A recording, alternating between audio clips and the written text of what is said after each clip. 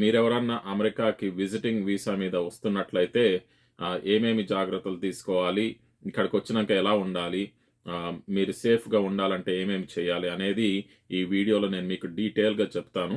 కాబట్టి ఫ్రెండ్స్, ఈ వీడియోని మీరు ఫస్ట్ నుండి లాస్ట్ వరకు అయితే చూడండి. ఇంకా మీకేమన్నా క్వెషన్స్ ఉంటే గూడా కామెంట్స్‌లో పెట్టండి ఫ్రెండ్స్. అలాగే నా ఛానల్ ఇంతవరకు మీరెవరన్నా సబ్స్క్రైబ్ చేసుకోకపోతే నా ఛానల్‌ని సబ్స్క్రైబ్ జేసుకోండి. సరే ఫ్రెండ్స్, ఇక టాపిక్‌లోకెళ్ళిపోతే ఫస్టొచ్చేసి అంటే ఇక్కడ మైనర్స్ తోటి చాలా జాగ్రత్తగా ఉండాలి. అమెరికాకి మీరెవరన్నా వచ్చినప్పుడు ఇక్కడ ఎస్పెషల్లీ ఆడపిల్లలు, మైనర్ పిల్లలు అబ్బాయిలే గానీ, అమ్మాయిలే గానీ మీరు వాళ్ళతోటి చాలా కేర్‌ఫుల్‌గా ఉండాలి. ఆళ్ళు చూడడానికి పెద్దగానే కనిపిస్తారు ఒక్కొక్కసారి. కొంతమంది ఆహ్, మన విజిటింగ్ చేసేటప్పుడు మన యంగ్‌స్టర్స్ ఎవరన్నా ఉంటే ఆ పిల్లలను ఎంటపడడం గానీ, వాళ్ళని ఈవ్ టీజింగ్ చేయడం గానీ ఇలాంటివి చేస్తే గనక వాళ్ళు మన మీద మళ్ళీ కేసులు పెట్టే అవకాశం ఉన్నదండి.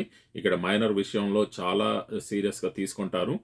కాబట్టి అలాంటి పనులు మాత్రం చేయమాకండి.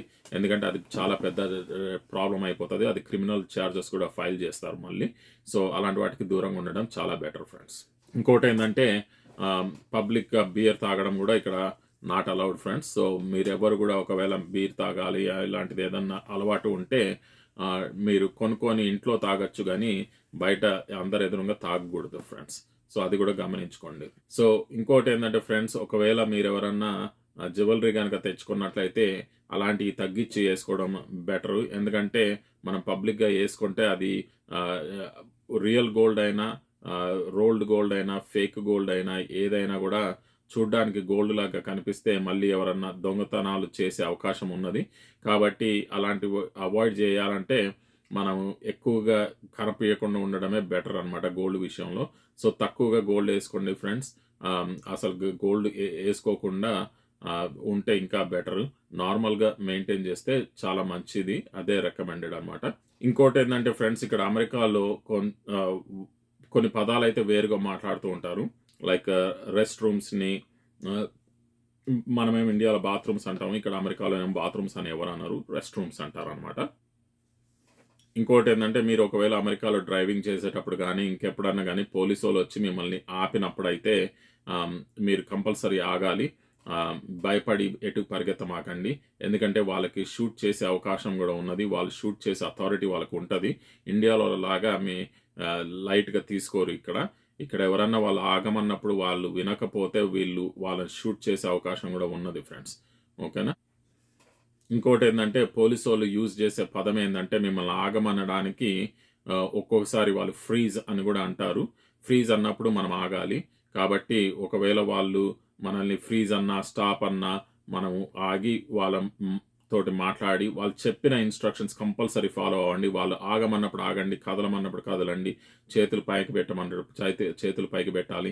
ఫుల్ డీటెయిల్స్ వాళ్ళు చెప్పినట్టు చేయాలి. ఒకవేళ వాళ్ళు చెప్పిన ఇన్‌స్ట్రక్షన్స్ మీరు ఫాలో అవ్వకపోతే మిమ్మల్ని అగైన్ వాళ్ళు షూట్ చేసే అవకాశం ఉన్నది. సో, ఈ విషయంలో చాలా కేర్‌ఫుల్‌గా ఉండండి ఫ్రెండ్స్. ఈవెన్ మీది తప్పు ఏమీ లేకపోయినా మీరు వాళ్ళు చెప్పినట్టుగా మీరు వినాల్సొస్తది. ఓకేనా? ప్లస్ మీరు ఒకవేళ ఇక్కడ డ్రైవింగ్ చేసినట్లయితే ఆహ్, కా పోలీసోళ్ళు మిమ్మల్ని ఆపాలి అనుకుంటే మీ కారు వెనకాల వచ్చి లైట్స్ ఎయడం జరుగుతది. ఆ లైట్స్ ఎసినప్పుడు మీరు కార్‌ని పక్కకి తీసుకొని షోల్డర్ అని ఉంటది. రోడ్‌కి పక్కన చిన్న కొంచెం స్పేస్ అయితే ఉంటది ఇక్కడ ప్రతి రోడ్‌కి. ఆ స్పేస్‌లో సైడ్‌కి తీసుకొని ఆపుకోవాలి. ఒకవేళ ఆ స్పేస్ లేని పక్షాన కొన్ని రోడ్లకు ఆ స్పేసెస్ ఉండవు. అలాంటప్పుడు మీరు స్లో అయ్యి కొంచెం ముందుకు ఎళ్లి ఆ స్పేస్ ఉన్న దగ్గర ఆపుకోండి. అయితే మరీ స్పీడ్‌గా నడపమాకండి అలాంటి సిట్యుయేషన్స్‌లో. కొంచెం స్లో అయ్యి స్పీడ్ లిమిట్లు పాటిస్తూ స్లోగా పక్కకి ఎళ్లి అక్కడ ఆపండి. అలాగే వాళ్ళు పోలీసోళ్ళు ఆపినప్పుడు కార్‌లో నుండి మీరు దిగకూడదు ఫ్రెండ్స్. మీరు కార్‌లోనే ఉండాలి. వాళ్ళే మీ దగ్గరకొచ్చి విండో ఓపెన్ చేసి మీతోటి మాట్లాడతారు. సో, వాళ్ళొచ్చినప్పుడు మీరు విండో మాత్రమే ఓపెన్ చేయండి. వాళ్ళతోటి మాట్లాడండి. వాళ్ళు చెప్పిన దాకా మీరు కార్‌లో నుండి దిగకూడదు. వాళ్ళు అడిగినంత వరకే మీరు సమాధానాలు చెప్పాలి. సో, ఈ జాగ్రత్తలు కూడా తీసుకోండి ఫ్రెండ్స్. ఇంకోటేందంటే ఫ్రెండ్స్, ఇక్కడొచ్చినప్పుడు ఎంటర్‌టైన్‌మెంట్ పరంగా మనము కొన్ని థీమ్ పార్క్స్ గూడా ఎళ్తూ ఉంటాం. అక్కడ రోలర్ కోస్టర్స్ గూడా ఉంటాయి. అలాంటివి రోలర్ కోస్టర్స్ ఎక్కాలి అంటే మనము జనరల్‌గా హెల్త్ పరంగా గూడా ఓకేగా ఉండాలి. సో, మనం ఫిజికల్లీ ఫిట్‌గా లేనప్పుడు హెల్త్ పరంగా ఏమైనా ప్రాబ్లమ్స్ ఉంటే మాత్రం అలాంటివి అవాయిడ్ చేయడం బెటరు. ఎందుకంటే ఇక్కడ రోలర్ కోస్టర్స్ ఫ్రెండ్స్ చాలా పెద్ద పెద్దగా ఉంటాయి. అవి చాలా స్పీడ్‌లో వెళ్తాయి. అవి చాలా ఎత్తుకి గూడా వెళ్తాయి. అది మనం తట్టుకోవడం చాలా కష్టము. కాబట్టి మనకు అలవాటు ఉండదు కాబట్టి మన ఇండియా వాళ్ళకి అలాంటివి మనం యాక్చువల్‌గా అవాయిడ్ చేయడమే బెటరు. హెల్త్ పరంగా మంచిగున్నా, మంచిగా లేకపోయినా. అట్లాంటి అడ్వెంచర్స్ అయితే నేను రికమెండ్ చేయను. సో, ఎస్పెషల్లీ కొంచెం ఏజ్ పెరిగి ఎక్కువ ఉన్న వాళ్ళైతే డెఫినెట్‌గా అవి అవాయిడ్ చేయడం బెటర్ అనమాట. ఇంకోటేంటంటే ఫ్రెండ్స్, మీరు ప్రయాణం చేసేటప్పుడు మీరు అమెరికన్ ఫుడ్ అలవాటు పడి ఉంటే పర్లేదు. కానీ ఇండియన్ ఫుడ్‌కి అలవాటు పడి ఉంటే మాత్రం కంపల్సరీ ఇండియన్ ఫుడ్‌ని ప్యాక్ చేసుకోండి. ఏదైనా దారిలో వెళ్ళడానికి. అది పులిహోరనే గానీ, లేకపోతే చపాతీలే గానీ, ఏదన్నా అలాంటిది మనం ప్యాక్ చేసుకొని ఎళ్తే అది బెటర్ అనమాట. ఎందుకంటే ఎస్పెషల్లీ దూర ప్రయాణాలకి. దగ్గర ప్రయాణాలకైతే మనకి అంత ఇబ్బందేమి ఉండదు. గంటలో వెళ్లి, గంటలో వస్తాం మనము. కానీ నేను చెప్పేది వేరే వేరే ఊర్లకి దూరం ప్రయాణాలు చేసేటప్పుడు లైక్ 8 గంటల ప్రయాణం ఉన్నదనుకోండి.